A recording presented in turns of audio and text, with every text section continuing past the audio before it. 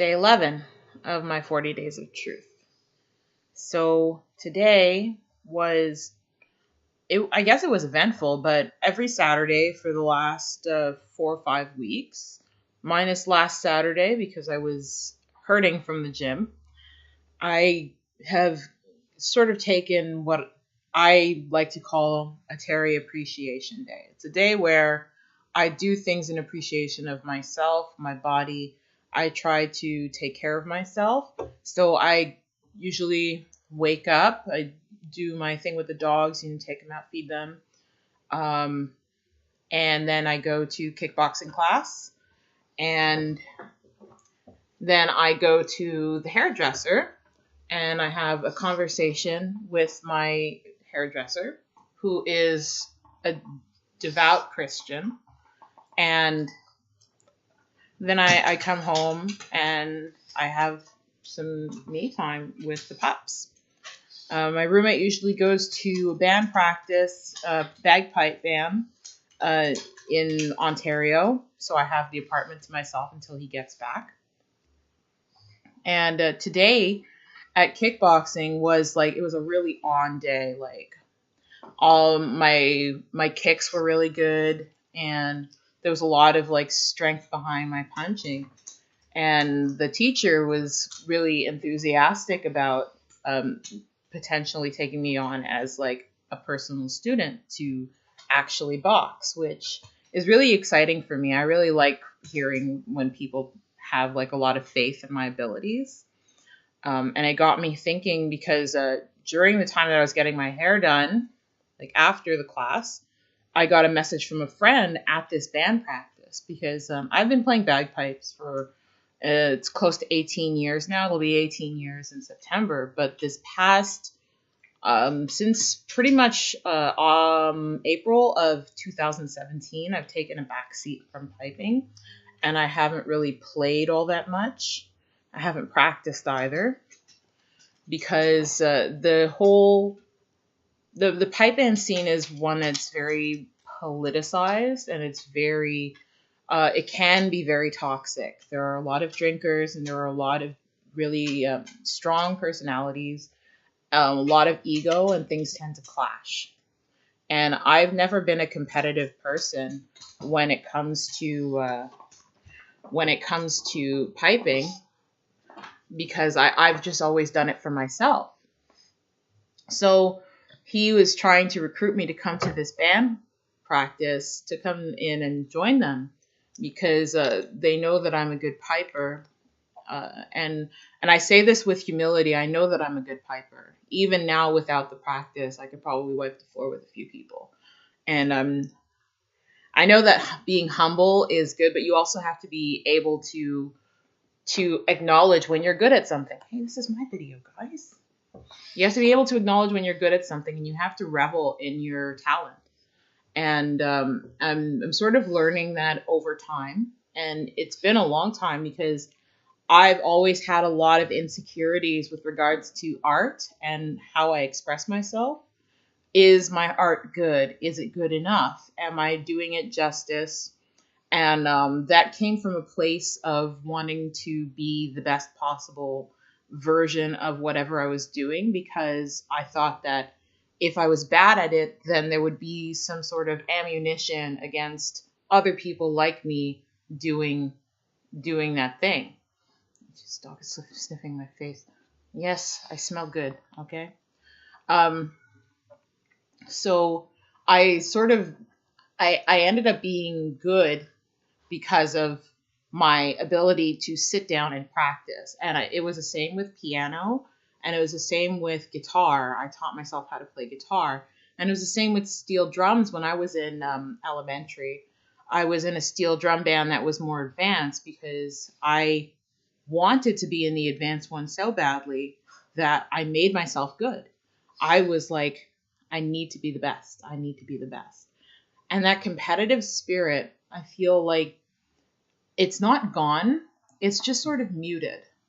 And it's muted by these insecurities and these things that are not true about myself, but that I told myself were true. So I essentially have been lying to myself for the better part of a year now in terms of my skill in piping, saying that I don't want to do it because of XYZ reasons, when the truth of the matter is that I am good at it, and maybe I owe it to my talent to continue on. Maybe I don't. Maybe there's different types of lies that we tell ourselves, whether it's a lie that we should be better at something or we should be the best, or whether it's a lie that we're not good at all and that we shouldn't even try. I feel like there's sort of a happy medium between the two things, and finding it is always challenging. And I think that the only real way to assess whether or not it's something that I should continue doing is to try again. And I realized that today because with kickboxing, it's something new. I had never undertaken it. And having the teacher tell me that I'm a natural, and people can lie to you and say you're a natural at something, but having her say that I was a natural made me really want to be good. And then I ended up having a much better class, and my form was perfect for most of it, not for the whole thing. My form was perfect. My kicks were really powerful. And, I stopped drawing for about 8 years because I thought I was never going to be good enough. And when I decided I wanted to be a tattoo artist, I really stepped up my game and tried to go back to basics, the fundamentals. And going back to the basics, I think is something that maybe we should all do at some point in our life. And it's why I sort of did this hard right turn or left turn. I don't even know. We'll just say 180.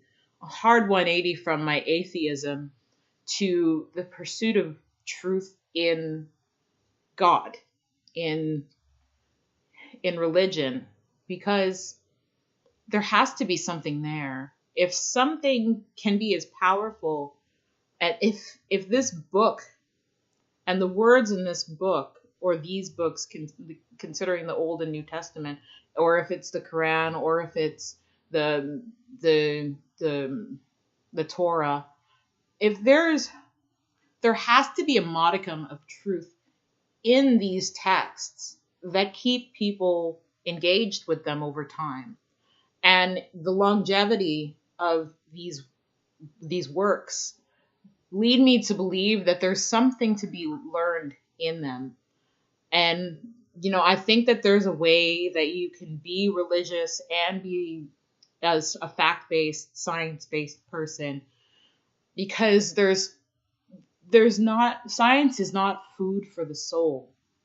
Science has no way of quantifying a soul. It has no way of quantifying human consciousness in the sense of how it's applied to everyday life. There's no scientific reason for why two people raised by the same parents with the same upbringing can have such differing spirits. And there's no other word that I can use to describe it. It's just like you can get one pug or one Boston Terrier, and you develop a relation with them as individuals. And if they die, when they die, you can replace them with another pug and another Boston Terrier, but they won't be the same. They won't be the same. And that individualism, that spirit, that life that's in us, it's something to be cherished, and it's something to be nurtured. And I think that if we have natural abilities to do things, we sort of owe it to ourselves to try to pursue those things that we're good at, and to try to make life work in a sense that we can apply ourselves with those things to make the world a better place. For better or worse, we have the ability to express ourselves.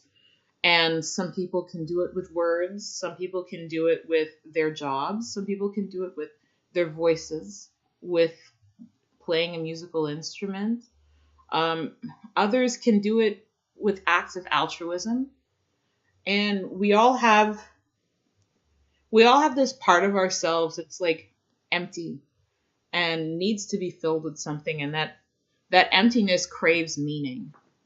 And we can find meaning in our lives even if existence is meaningless, which I fully believe that it is. Like, to the universe, every single one of us, we don't matter at all. But because the universe is so vast and because our lives are so insignificant and so short, everything that we do matters so much. And it matters how we wake up in the morning. It matters how we treat the ones that we care for. It matters how we treat ourselves. And it matters how we live our lives. So I'm really thankful today I'm thankful for my network of friends. I'm thankful for these little fur babies that keep me on my toes. I'm thankful for everybody who watches. I'm thankful for everyone who doesn't. I'm just really in a place today where I feel like it's necessary to try. And even if the online world is vicious and vitriolic and dark and full of terrors, um, I think that everybody has this longing in common, this empty space that needs to be filled with meaning. And I think that meaning has to be personal. And I think that when we find that meaning and we become passionate about it, we need to find a way to turn it into purpose as efficiently or as effectively as we possibly can. So, I mean, I'm not going to say I'm never going to lie again. I know that this is just my task for the next 40 days. But even on day 11, I'm finding that it's very freeing and it's very uplifting. It feels good to tell the truth. And I don't even know what I did before these 40 days. I know I was lying, but I don't know how I got through my days, because now when I go to bed at night, and when Winston curls up in a ball near my legs, I feel like I've been a better version of myself. Some days are good, some days are bad, but for better or worse, I feel like I'm finally um, understanding what it means to live a truthful life. And even if the purpose of your life is just to be truthful, I think that's an endeavor in itself. And, you know, this little bum face, bum cheese, she pooed in the house today. And it was in the morning and I didn't catch her. But I didn't want to scold her, because if we had taken her out earlier, she would have gone. And at the end of the day, it's not that big a deal, is it? Is it? No, it's not. It's not a big deal at all. So, I mean, I think that I'm gonna focus on my work right now, but I'm gonna start practicing my bagpipes again once a week. Maybe a couple of nights a week I'll practice on the chanter.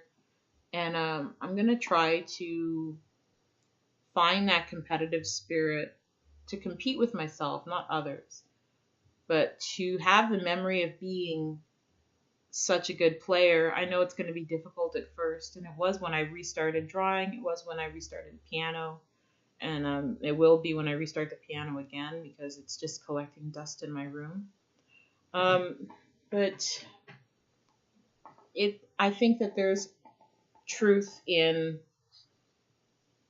accepting the gifts that the universe gives you and pursuing the gifts that the universe gives you. So I'm thinking about my path right now in my work, and I'm I'm gonna try and find a way to let my passions and my purpose find a home in my work, in my job. And I know that there's a way to do it. I just have to figure it out.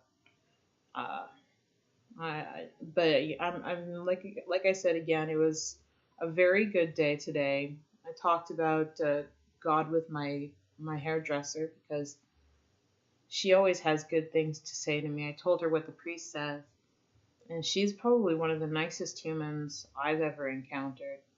And she's just a beautiful soul. And you know those people when you meet them, and you just instantly feel like they're they're on the right path. She's sleeping. She's snoring. Anyway, that's day 11. And thank you for watching if you're watching. And if you're not, then you're not. Slunge.